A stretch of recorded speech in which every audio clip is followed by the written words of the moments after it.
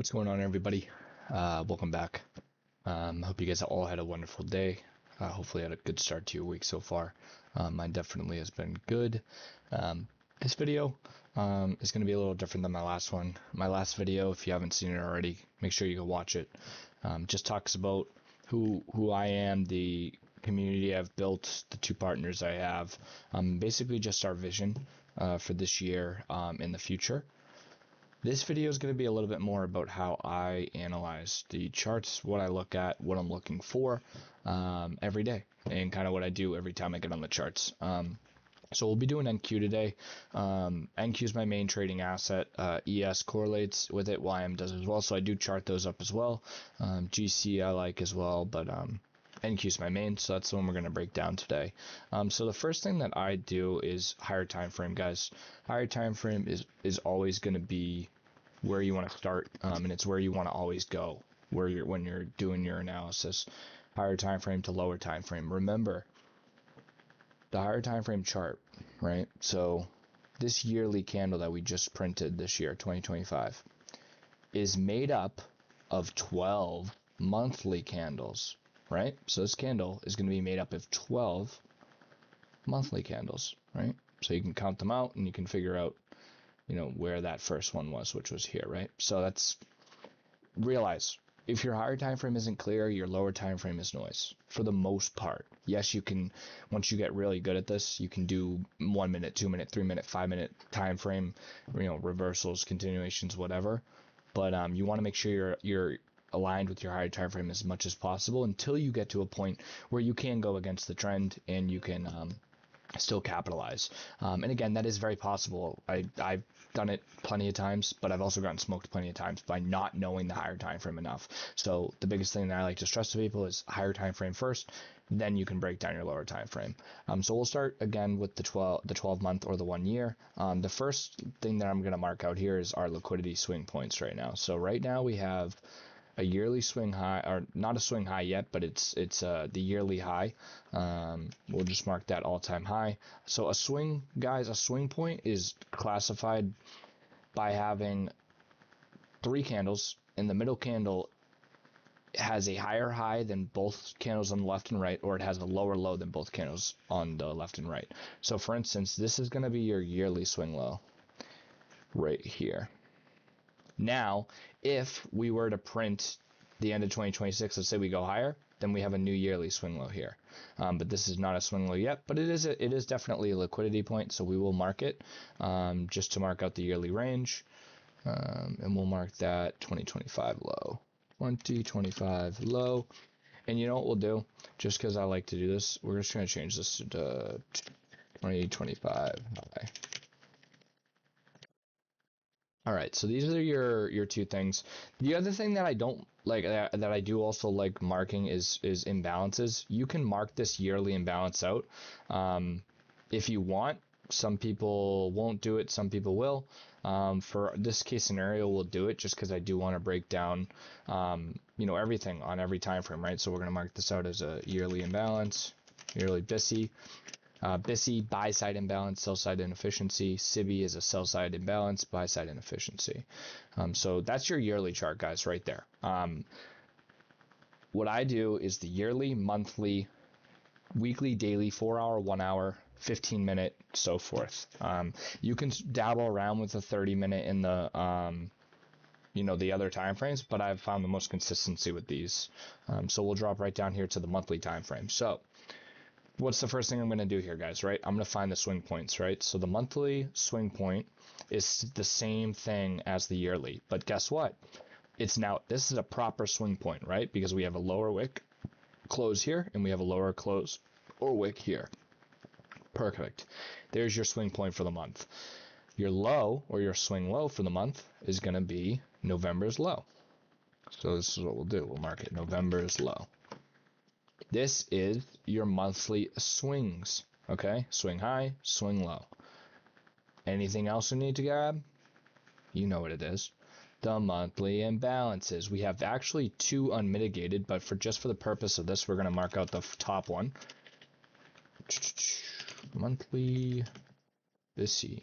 So Super important too, right? This has not been tapped into yet. So this is still an open liquidity point. There's still orders here. There's still stuff here that price is eventually going to come down to. And the fact that we have two stacked on top of each other makes that bet a little bit better.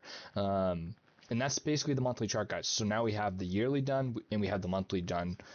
Even just from this, guys, right? You could trade, right? You'd have to have a lot of context, obviously, but you could trade with just the stuff on this chart here. But for the purpose of the video, let's go to the weekly. The weekly chart. So in my opinion, we've had a lot of noise this last couple weeks, since pretty much the beginning of November.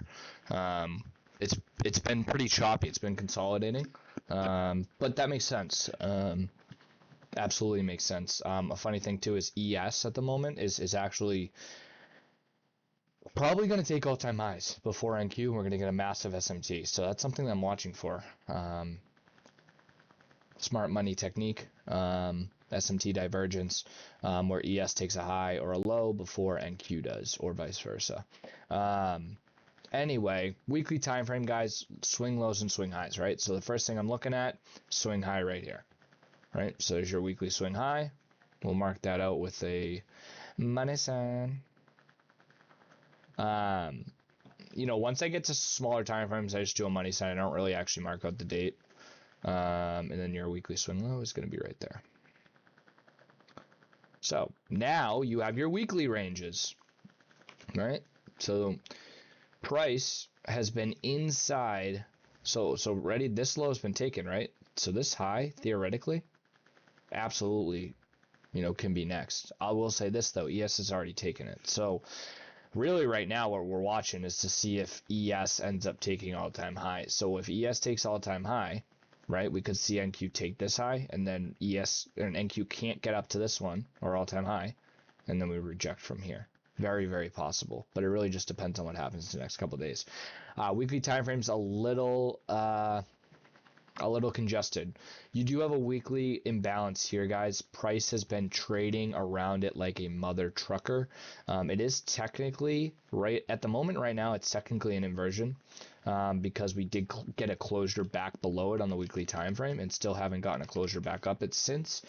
So we'll mark it out, and you know, we'll go see how price has been trading inside of it, because it's pretty unique when you see how this stuff trades inside of it. So weekly, daily. All right, so look at this, guys, right? Price has just been in and out of this zone, right? In and out. A lot of stuff happening here, but something that I really like here, right? Look at all these smooth edges up here.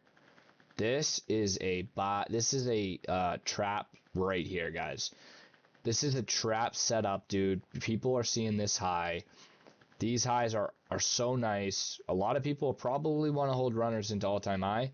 I could totally see it being ripped apart. That's a 600 point move up, or almost a 500 point move up from these highs. So something I'll be watching for, because that should be interesting. But we're on the daily chart now. Daily swing point. Daily swing point. This is how easy this stuff is, guys. It's not that difficult. So now you have pretty much all of your super important higher time frames marked out. You have everything you need, pretty much. Like, there's nothing else that you really need here. I will mark out this because it's an unmitigated daily volume imbalance, and it's definitely something that I'm waiting for, because I do think it'll eventually get hit. So we'll mark that. Because remember too, it is unmitigated, still has not been tapped. Daily volume VI.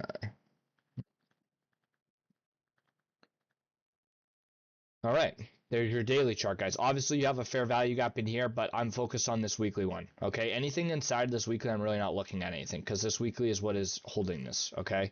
We'll break down to the 4-hour time frame. And then something else I want to do now, too, because you'll see the taps on the 50%, so let's open that part up.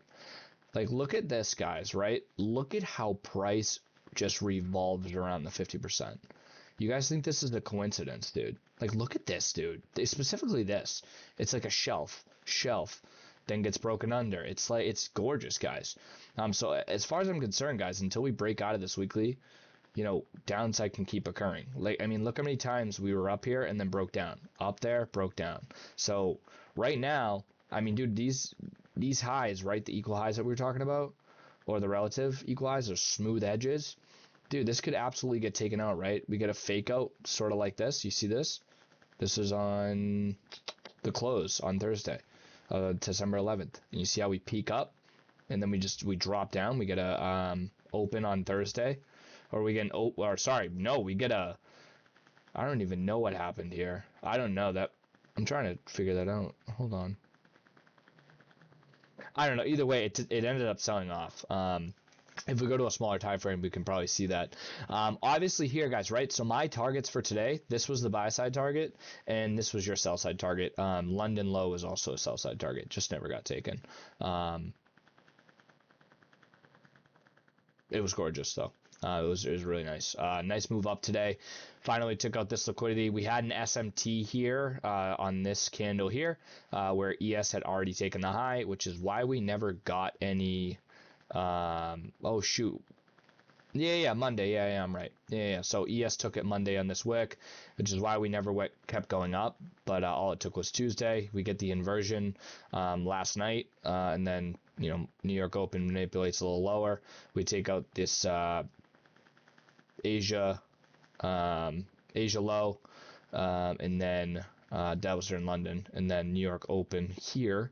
A lot of people thought we were going to end up shooting for London lows, but we never did, and we just kind of rebounded and flew up for the rest of the day. So that's basically it, guys. I don't do much else. I mark imbalances and I mark swing points. I very rarely, I do use order blocks. I do use distribution and manipulation levels. I can kind of give you a show of what that is, just to give you a little insight of what I'm talking about.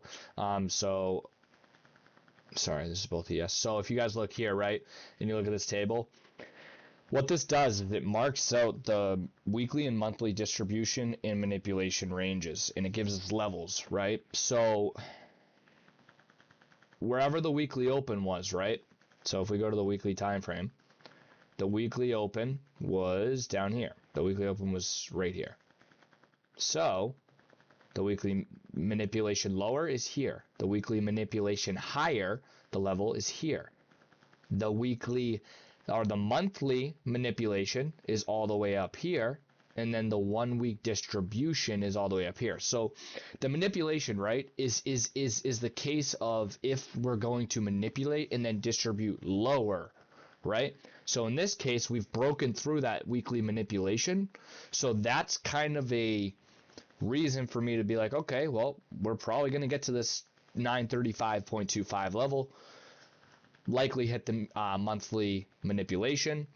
And if ES is taking all-time high while we're in this area, we might not see the previous month high, but we could still see previous month high and still go down, because that, I'm telling you, it's going to be a really big SMT if this plays out the way it looks. So something to definitely keep our eye on. And I want to show you guys this because it is kind of a big deal. So look at look how uncorrelated our assets are on the higher time frame here. So you're looking at ES on the bottom, NQ on the top. Do you see how far away NQ is from all-time high, and you see how close we are in ES? That is a big problem. And I want to bring you to another fact. GC, every commodity right now is rallying. If you look at the yearly charts for GC, we'll look at the yearly charts for all of these. Ready? GC 2025 chart, absolutely ridiculous, right? Freaking flew up. I think it started the year out over at under 3,000, and it closed over 4,300, bro. That's ridiculous. Go to HG copper. Why is that? Okay, you're not gonna do that for me. Thanks, appreciate it. Copper. Why is this? HG. There we go. All right, HG, yearly chart. Look at the 2025. Huge candle to the upside, new all-time highs. Then the last one, right, and this is the one everyone's been talking about, silver, right? Silver futures, SL or SI. Yearly chart. Look at this candle, bro. Dude, I understand what this means, okay? It basically means that people are cycling their money into commodities and physical assets, okay? Now, the problem is the US doesn't have enough physical assets to back the paper, silver and paper stuff that they've sold. Now, I don't know the implications along that. I don't know what the timeline of how that stuff's going to ever work out. But I do know that money is being cycled out of tech. Money is being cycled out of AI because AI demand was a lot less than they predicted. They overhyped it, right? So now we're going to get true valuations for the companies because the demand now, the real demand is down here. The overhyped demand was up here. So the fact that the fact that they have an oversupply with no demand, I'm telling you guys, we're going to see a sell-off. We are going to see a sell-off. I don't know when, I don't know how, but it's going to end up happening unless we see some ridiculous move down in the commodities where we just don't, we just see a massive sell-off, right? And then we just see tech and stuff just completely rally for the rest of the, first 2 quarters of the year. But I do think by the third, fourth quarter, we're going to end up having our sell-off. I think it's happening. And our chart, honestly, dude, like our chart, in my opinion, is kind of telling us that, right? We have so much liquidity down here that we just haven't ran. We've been running for so long, right? We finally, these last 2 months have been our first 2 bearish months since, April of 2025. And yes, you look back at history, we've had plenty of times where, we've had 2-step rallies, right? And then we've had 2 bad days and then we've rallied. So it's like, we really don't know. We can only, react. We can't predict. So, but that's how I mark my charts, guys. That's basically it.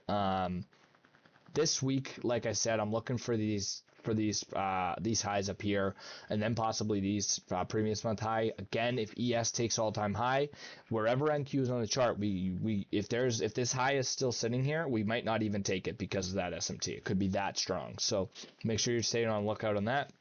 And other than that, guys, thanks for watching.